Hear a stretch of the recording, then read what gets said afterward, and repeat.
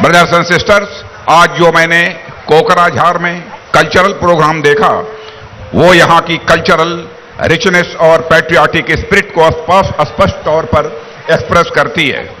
यहाँ के लोग आपकी वार्मथ एंड अफेक्शन का क्या कहना और एक मैजिकल फीलिंग हुई है और मुझे आप सबके बीच यहाँ पर आकर मैं असम और कोकराझार को डूरंड कप के आयोजन पर ढेर सारी अपनी बधाइयां देता हूं और यह सिर्फ कोकराझार के लिए ही नहीं बल्कि पूरे असम के लिए एक प्राउड मूवमेंट है।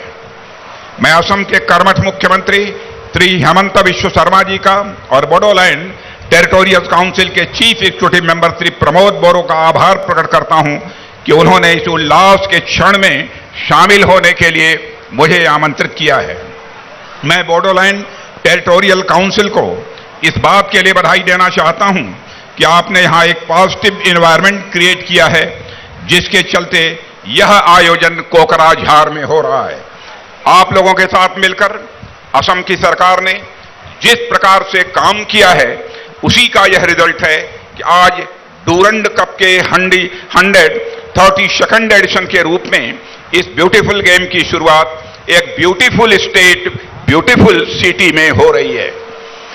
साथियों, मैंने अभी तक कई लोगों से यह सुन रखा था कि भारत का पूरा नॉर्थ ईस्ट रीजन फुटबॉल के प्रति अपने इंथुजियाज्म के लिए जाना जाता है, लेकिन आज अपनी आंखों के सामने में यह जो दृश्य देख रहा हूं डूरंड कप को लेकर आप लोगों के अंदर जो उत्साह मैं यहां देख रहा हूं उसने यह मुझे मानने पर मजबूर कर दिया है कि नॉर्थ ईस्ट के लोगों के दिलों का रास्ता फुटबॉल से ही होकर जाता है।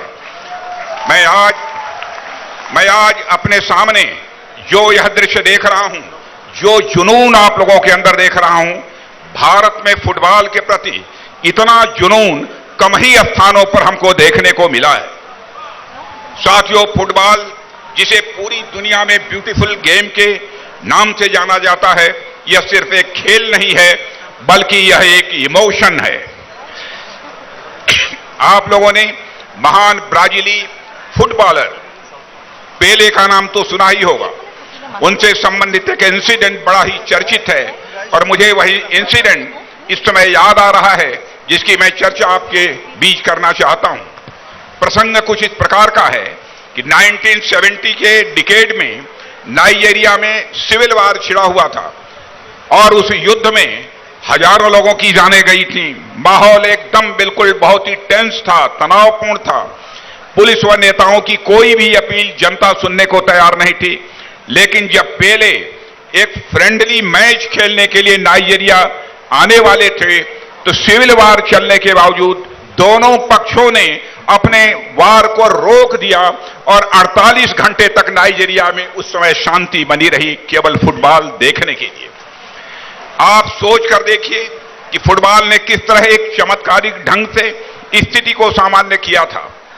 यदि फुटबॉल की वजह से कोई गृह युद्ध रुक जाता है, सिविल वार यदि रुक जाता है, तो उसका अर्थ यह है कि फुटबॉल लोगों को जोड़ने वाला खेल है और यह शांति का खेल है। यह सिर्फ एक गेम नहीं है बल्कि गेम से कहीं अधिक बढ़कर है। फुटबॉल में रूल्स एंड रेगुलेशंस का बहुत ही इंपॉर्टेंस होता है। आप सब फुटबॉल में ऑफ साइड रूल के बारे में अच्छी तरह जानते होंगे। यदि कोई खिलाड़ी ऑफ साइड जाकर गोल करता भी है तो वह गोल माना नहीं जाता है। मतलब जैसे ही आप रूल्स के अगेंस्ट जाते हैं तो आपका कोई भी प्रयास यदि सक्सेसफुल हो भी जाए तो भी वह मीनिंगफुल नहीं होता है। और रूल्स के खिलाफ जाने पर येलो कार्ड या रेड कार्ड जैसी चीजें भी देखने को मिलती हैं। येलो कार्ड और रेड कार्ड जैसी चीजें भी सिस्टम को बनाए रखने के लिए ही होती हैं। यदि रूल्स को तोड़ने पर पेनाल्टी का प्रोविजन नहीं होगा तो रूल्स का कोई महत्व नहीं रह जाएगा। मतलब आपको पूरे गेम के दौरान सारे रूल्स एंड रेगुलेशंस को फॉलो करना होता है। इसलिए चाहे कोई गेम हो, सोसाइटी हो या नेशन हो, उसके रूल्स का बहुत बड़ा महत्व होता है और उसको बनाए रखना यह हम सबकी रिस्पॉन्सिबिलिटी होती है। एक सच्चा स्पोर्ट्स पर्सन और एक सच्चा नागरिक वही होता है जो गेम और सोसाइटी के सभी रूल्स के अकॉर्डिंग अपनी ड्यूटी निभाने का काम करता है। यहां मंच पर मेरे साथ असम के मुख्यमंत्री श्री हेमंता बिश्व शर्मा जी भी मौजूद हैं। हेमंता जी खुद फुटबॉल के बहुत बड़े एडमायर रहे हैं, इसलिए इनकी लीडरशिप के दौरान कोकराझार में डुरंड कप का होना वास्तव में असम के लिए मैं मानता हूं कि यह एक सुखद क्षण है। साथियों, आप सब फुटबॉल में देखते हैं कि कैसे एक खिलाड़ी चारों तरफ विपक्षी खिलाड़ियों से घिरे होने के बावजूद बॉल को उनके बीच से निकाल ले जाता है। यह किसी खिलाड़ी की एबिलिटी पर डिपेंड करता है कि जब उसे चारों तरफ से विपक्षी खिलाड़ियों द्वारा घेर लिया गया हो तब वह किस प्रकार बिना धैर्य खोए गेंद को उनके बीच से निकाल ले जाता है। मुझे ऐसा लगता है कि हेमंता जी विश्व शर्मा उसी फुटबॉल खिलाड़ी की तरह ही हैं।